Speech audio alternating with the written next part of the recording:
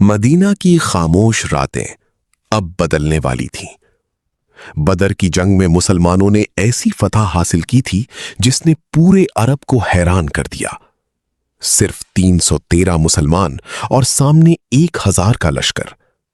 لیکن جب اللہ مدد فرماتا ہے تو کمزور بھی طاقتور بن جاتے ہیں۔ مگر بدر کی شکست نے قریش کے دلوں میں آگ لگا دی تھی۔ مکہ کے سردار اپنے مارے گئے لوگوں کا بدلہ چاہتے تھے، اور اسی بدلے کی آگ نے ایک نئی جنگ کو جنم دیا۔ وہ جنگ جسے دنیا آج جنگ احد کے نام سے جانتی ہے۔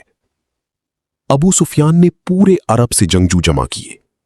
3000 کا لشکر تیار ہوا، 200 گھڑ سوار، 700 زرہیں اور انتقام سے بھرے ہوئے دل۔ یہ لشکر مدینہ کی طرف بڑھنے لگا۔ مدینہ میں خبر پہنچی تو مسلمانوں کے دلوں میں بے چینی پھیل گئی۔ رسول اللہ صلی اللہ علیہ وسلم نے صحابہ کو جمع فرمایا۔ مشورہ ہوا۔ کچھ صحابہ چاہتے تھے کہ مدینہ کے اندر رہ کر دفاع کیا جائے، لیکن نوجوان مسلمانوں کی خواہش تھی کہ دشمن کا میدان میں مقابلہ کیا جائے۔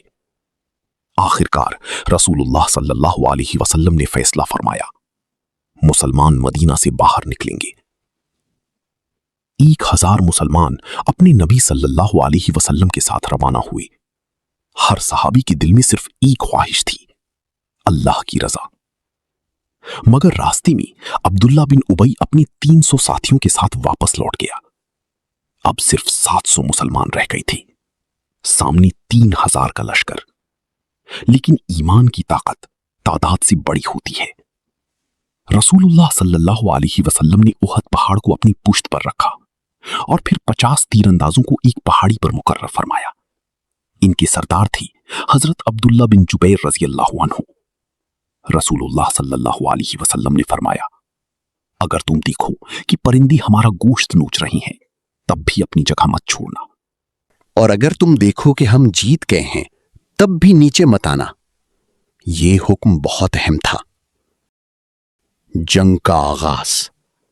جنگ شروع ہوئی، تلواریں ٹکرانے لگیں، ہر طرف گرد و غبار پھیل گیا۔ حضرت حمزہ رضی اللہ عنہ، اللہ کے شیر، دشمنوں پر بجلی کی طرح ٹوٹ پڑے۔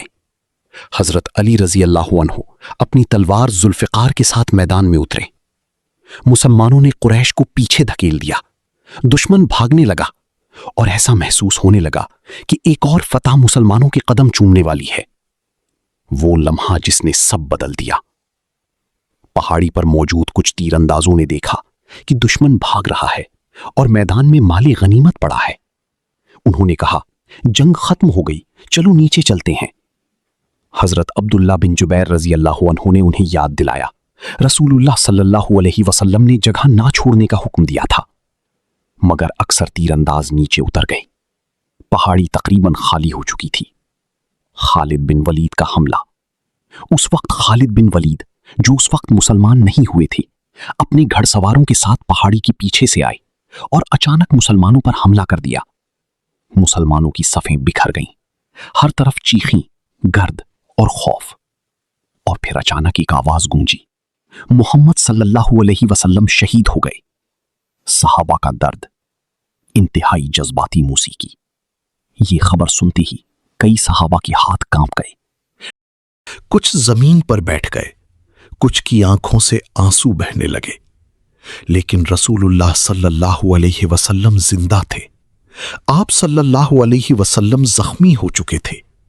آپ صلی اللہ علیہ وسلم کے مبارک دانت شہید ہو گئے، چہرہ مبارک خون سے بھر گیا۔ نبی صلی اللہ علیہ وسلم سے محبت۔ صحابہ اپنے نبی صلی اللہ علیہ وسلم کے گرد ڈھال بن گئے۔ حضرت طلحہ رضی اللہ تعالیٰ عنہ اپنے ہاتھوں سے تیر روک رہے تھے۔ حضرت ابو دجانہ رضی اللہ تعالیٰ عنہ نے اپنی پیٹھ رسول اللہ صلی اللہ علیہ وسلم کے سامنے کر دی۔ تیروں کی بارش ان کی پیٹھ پر ہوتی رہی، لیکن وہ ہٹے نہیں، کیونکہ ان کے لیے اپنی جان سے زیادہ قیمتی رسول اللہ صلی اللہ علیہ وسلم تھے۔ حضرت حمزہ کی شہادت، غمگین موسیقی، اور پھر اسلام کے عظیم سپہ سالار حضرت حمزہ شہید ہو گئے۔ وحشی نامی ایک غلام نے دور سے نیزہ پھینکا جو حضرت حمزہ کو لگا۔ रसूलुल्लाह सल्लल्लाहु अलैहि वसल्लम ने जब अपने चचा की शहादत देखी तो आप सल्लल्लाहु अलैहि वसल्लम बहुत गमगीन हुए। ये उहद का सबसे दर्दनाक लम्हा था। जंग का इख्तिताम और सबक। जंग खत्म हुई। 70 सहाबा शहीद हो चुके थे।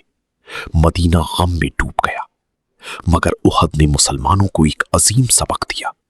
ये कि अल्लाह और उसके रसूल सल्लल्लाहु अलैहि वसल्लम की इताअत हर कामयाबी की बुनियाद है।